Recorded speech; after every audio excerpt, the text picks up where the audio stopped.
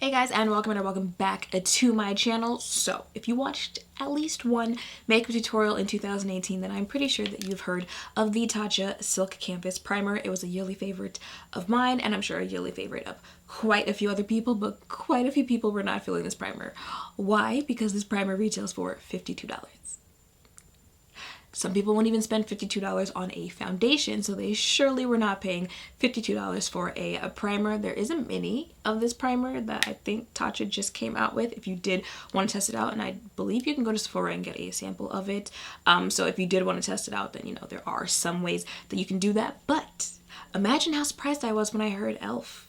may have possibly created a dupe for this 52 foundation. e.l.f., okay, where things cost like $1. This primer costs $8 while this one costs $52. I've seen people saying that they are dupes for each other. We're gonna find out today. It is hard to find this. This was out of stock twice when I went looking for it. I finally got it off Ulta. I'll leave the description down below. Can't promise it'll be in stock when you guys check, but that's where I got it from. So I've got two sides of my face, so we're gonna put one on each side and see how they work. Okay, so this is the inside of e.l.f. and it definitely looks like the inside of Tatcha. Doesn't necessarily feel like Tatcha. Oh. When having nails stops you. How do I? Okay. And then I'm going to blend it out on my face. And now for Tatcha, that's what the inside of that looks like, and that is e.l.f. right next to it. So I'm gonna take the other hand and again place it on my face and then blend that out. Alright, and while I blend that out, while I blend out my foundation on my face, I should point out that Tatcha did that weird thing where it balls up depending on how you're blending it out on your face. It did do that. I didn't have that with e.l.f., but I've told you guys before that Tatcha does that. So that's the foundation on my face on both primers. But I also have from e.l.f. is their new Camo Concealer in the shade Rich Chocolate. If you guys did not know, e.l.f. also came out with concealers. I believe there are 18 shades. Shades a little weird, you know. It was a little hard picking a shade, but we gonna test this one out. This retails for $5. I'm gonna use it on both sides of my face. Blend that out there. I would say she was pretty medium watery, in between watery and thick. It wasn't extremely liquid-y. I know these are not words, but we're just gonna pretend that they are. It was somewhere in between there. I wouldn't say that this is a thick concealer, but let's see how she blends out. And I'm gonna use the new Fenty powder to set my under eye using this e.l.f. concealer brush that I did not use to apply the e.l.f. concealer, but I'm just going to press the powder in under my eye. We've already got some thoughts on the concealer, but we're gonna see how she wears. It's not gonna be that long of a wear test because it's already 2 in the afternoon. But, all right, I'm gonna go ahead and, you know, speed through, do the rest of my face, and then come back before I leave for a little weird test we're going to do. Alrighty then, I accidentally used blush as my bronzer. You know those days where you just feel like nothing is going right? Today is one of those days, and I have to talk quickly because my battery is about to die. But this is what my face is looking like. Again, e.l.f. side, Tatcha side. It is currently 2:35. I'm gonna come back in, I don't know, like 4 hours-ish, because how much more of the day do we have? I'm gonna come back later so we can see how this held up on my face and get my thoughts on these two products compared to each other. Alrighty then, so it is only a $6.49, and this is what my face is looking like. I know I said it was going to be a quick little wear test, but you know, it's even quicker than I thought, 'cause I don't see my opinions changing here anytime soon. So, on these two primers, if you've forgotten in the few seconds that it's been for you guys, then this is the e.l.f. side, this is the Tatcha side. I feel like my face looks exactly the same on both sides. I feel like if I didn't mention I was wearing 2 different primers on one side of my face, no one would know. Like, it would literally take me saying, yeah, I'm wearing 2 different primers on my face. So with that being said, did e.l.f. make a dupe for the Tatcha Silk Canvas? Yes, they did. They literally do the same exact things. I feel like my face looks exactly the same.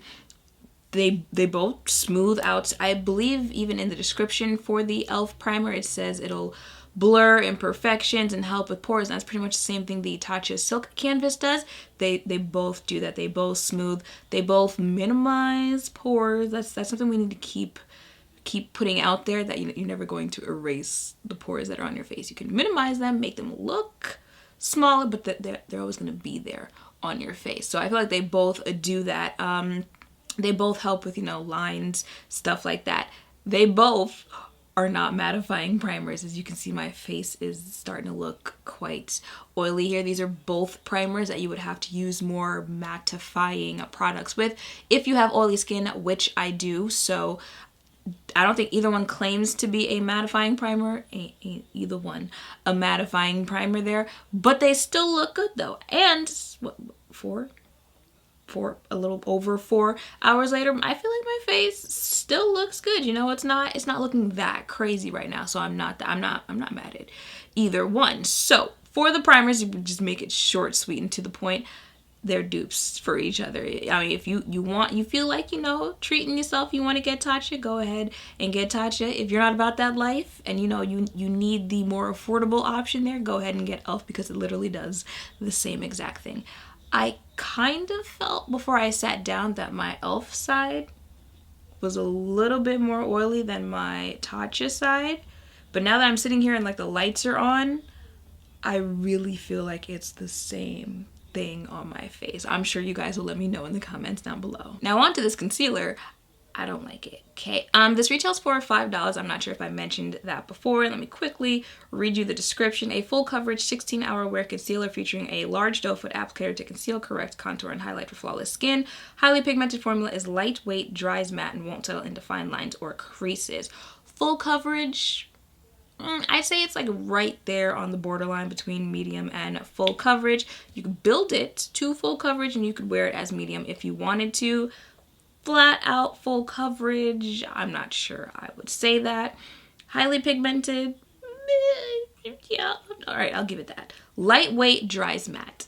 Those two kind of go together there, because when you first put it on, sure, it was lightweight, but see, the reason I don't like this is because my under eye is dry, okay? I mean, dry. If I had one of those lenses that could actually zoom in, you guys could see all up in my skin there, you would see that this area right here looks like snake skin, okay? Now, I've told you guys before, I have dry under eyes.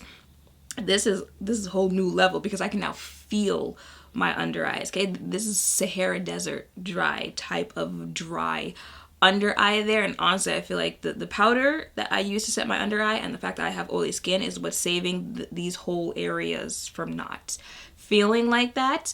But especially like directly right there, it's so dry, it's not even funny. It does say dry matte, so it's a matte concealer, but she matte, okay? She too matte for me. So if you don't have to deal with that, if you don't have dry under eyes, and that's not something that you have to worry about, but I do, okay? And that's why it's a no for me, dog, on this concealer. You might notice that I'm not wearing the same top that I was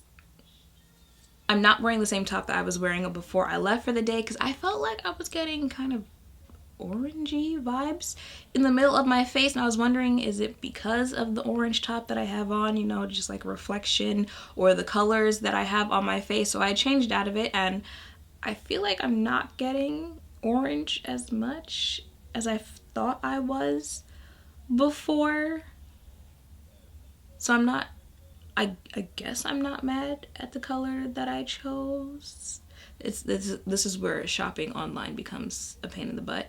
I'm gonna say I'm not mad at the color that I chose. I think it was a good choice for a highlighting shade, but like I said, the shades are kind of wonky, at least when you're looking at it online, so proceed caution there. But yeah, if you don't have to worry about that, the whole dry under eye thing, I think the concealer blended out easily. It's a nice, it would be a nice medium full coverage concealer if it weren't for that. And it's an affordable concealer, so if you wanted to check it out, go ahead. I'm just letting the people who have dry under eyes know she might not be for you. All right, she matte, She matte. And that is it for this video. Might not have ended the best way for the concealer, but looking at the bigger picture, we found an $8 dupe for, I keep saying 52, but is this 54? It's over $50, all right? So we found an $8 dupe for a $50 plus product that, well, let me not say everyone. I was about to say everyone and their mama loves, but a whole lot of people like and a whole lot of people use, all right? So if you're about this life, you can be about this life. You can be about both these lives if you want to, but at least there's an option. So I hope seeing this on my face and hearing some of my thoughts has helped. If you're thinking of checking either of these out or the concealer out for yourself, make sure to thumbs up, comment, and subscribe down below. Thank you all for watching. I will see you in the next one.